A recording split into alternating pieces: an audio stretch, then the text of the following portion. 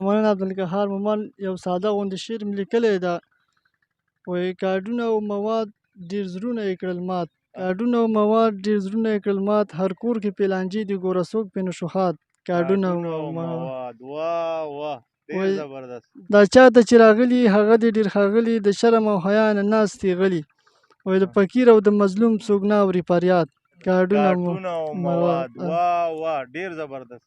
اول کې خو نمرې وي او د خلکو به مزې وي، هوټلونه او چکرې هر خوا به یې ګزمې وي، هر څه پې واړه بند شو ځکه اوس اخلي خیرات.